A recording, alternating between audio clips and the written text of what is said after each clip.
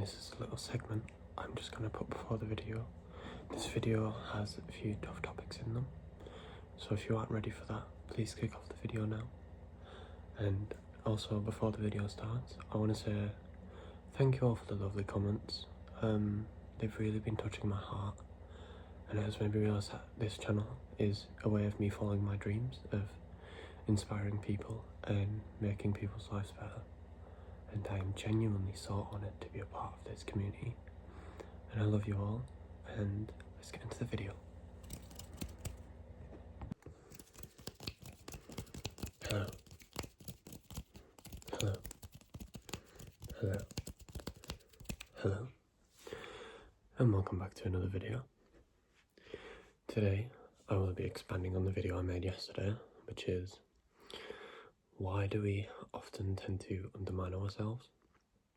I wanted to start by obviously talking about the fact that we do compare ourselves to people a lot, and I think that is, as I said yesterday, a product of social media, but it's also a product that I feel like when we're in very bad places, we tend to find it easier to find comfort in seeing other people do better and being like, oh, this is probably why I'm in a bad place, because I'm here and they are there. I think it's easier to look at people for material things, like, oh, they have more friends, they have more money than me, they have a better house, they have a partner. I think they're very, I think that dumbs it down too much, because I think to value someone as a whole based on the things that they have, I don't think you should do that, because I think it's easy to do it and it's probably just a better way of coping, but I think you should probably try and take a step back and look at the things that you do have rather than looking at what other people have, because I know things can be hard and I know that mental health is a really big struggle.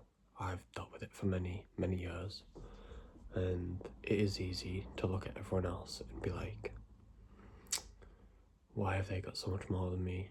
But you don't think about the fact that maybe they look at you and probably think, oh, they have this quality that I like, and they have this and they have that.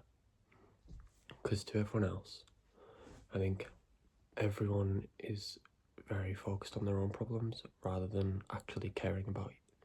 Not caring about you, but everyone nowadays tends to not look at inwards properly, they look outwards in a way. Everyone's quick to jump at comparing themselves and not actually looking in and looking at what they've done. I think you should make an effort to look inwards and say, oh, I've done this week. I've managed to do this week, which I couldn't manage to do last week. I've improved on this, I've improved on that. This week's been better this way, this week's been better that way. I think it's a simple way to start understanding and helping yourself, because as I said, it is just easier to look at other people and put yourself down that way, because why wouldn't it be? At the end of the day, if you can, I guess, kind of use everyone else as an excuse to avoid your problems, most people will.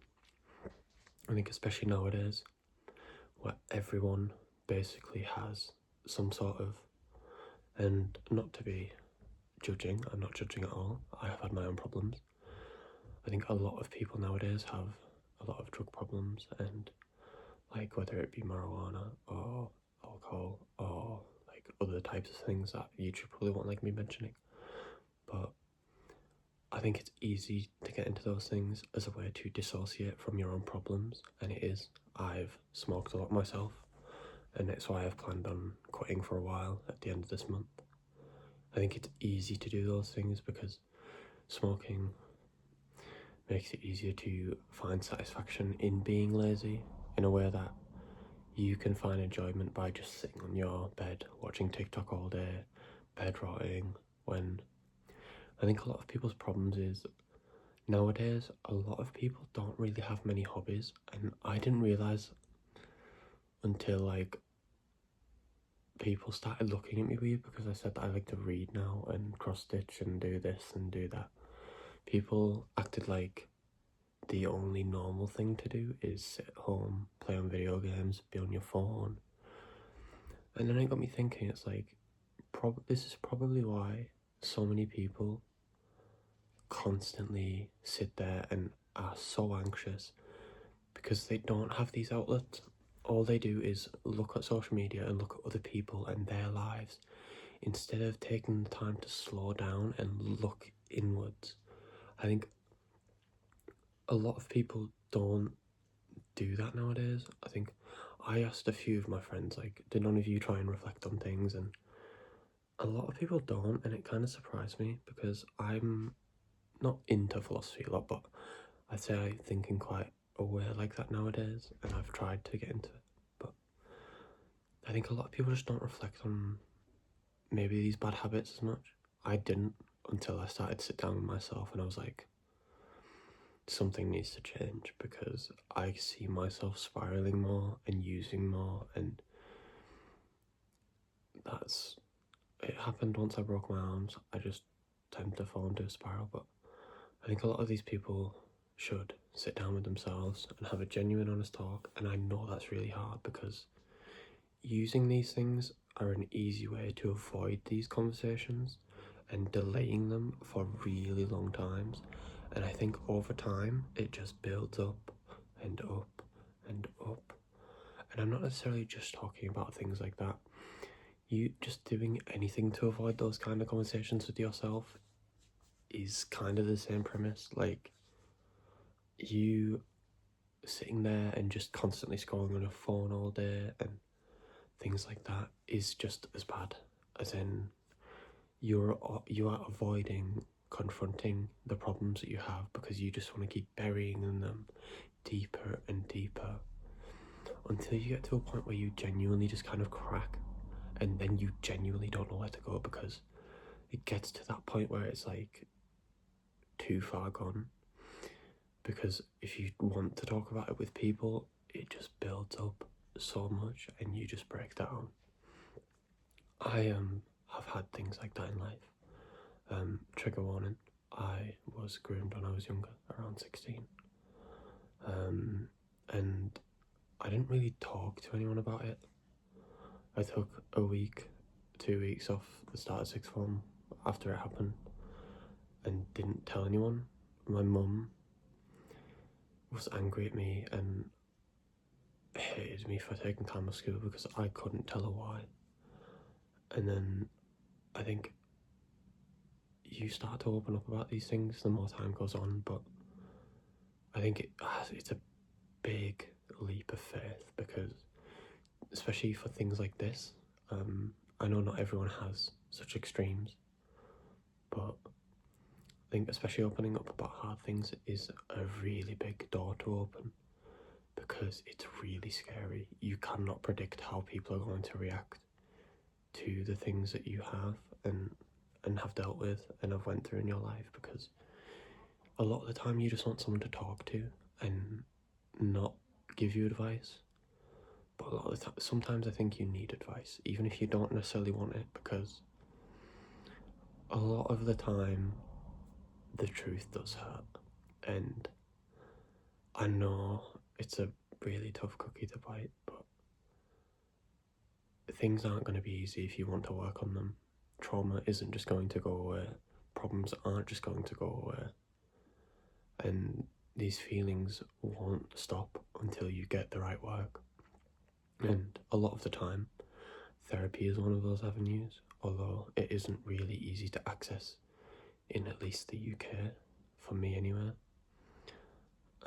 So you have to find your own routes, and a lot of people, because of this, tend to fall into these addictive outlets because they genuinely have nowhere else to go. And a lot of these people, including myself, didn't have friends when they go through these times of hardship.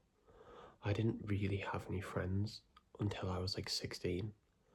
I was pretty lonely. Then I went to sixth form and I've met some of the best people in my life, and I will probably and hopefully be friends with them forever because I love them, and a lot of these people are like brothers to me, and I never ever want them out of my life. As annoying as some of them can be, I love them deeply. But I think it's easier to cope with all these things. But I will say, please get help. And if you're genuinely really struggling, call a hotline if it's that bad, because I know how hard it can be. I've been through similar things myself, and I saw how things like that affect people. And it's not the answer. It never will be. Sorry if this video is a bit dark, but I thought I wanted to start talking about things that are important to me, because I think that is the best kind of video you can do. But I think, as I said, it is easier to compare yourself to everyone else, but you should think about why they maybe have these things instead of you, because to simply dumb it down to all these materialistic things when you don't think about the fact that, oh, maybe I had this and this happened to me, and that's probably why I haven't been able to do these things, because I've had all of this stuff build up over and over the years that it genuinely has just put your life at a pause. Like they say, a lot of the time when you've went through these big events and these very stressful emotional events, you tend to mentally regress to that age when you're in a fight or flight like situation. Like say if for example I was triggered in a way that made me feel uncomfortable, whether it be something that really stressed me out, you tend to regress to that age emotionally, and you don't really notice it until people start being like, oh, why are you acting like this? Why are you acting like a child? And things like that. And I think that itself is really interesting, because it is just the way that your brain is programmed to defend itself, because it is easier to put up those barriers than confront all of these problems. And I know how hard it can be to confront things. I've still not fully done it myself, but I do want to say you can do it, and I believe in you, and I'm sorry if some of you have went through really hard things, because I know how hard life can be, and you will get through it. Even if you don't have anyone in your life, and if you do genuinely need someone to talk to, put a comment down. I'm no mental health professional, but I'm sure I could offer some words of wisdom. And I hope that this video does help you in a way. I'm sorry if it maybe made you feel a bit uncomfortable, because sometimes conversations like this can be uncomfortable, but I've tried to format this in a way that has made it as nice as it can possibly be, because these conversations are never going to be easy, and confronting things is never going to be easy, because that is a part of life, and I'm sorry. Life is really hard, and once you realise that it's not going to be easy for most people, a lot of people do get everything handed to them, and that sucks. But you are going to have to work for the things that you want. You are going to have to work on yourself to become who you want to be and get where you want to be. And you can do it.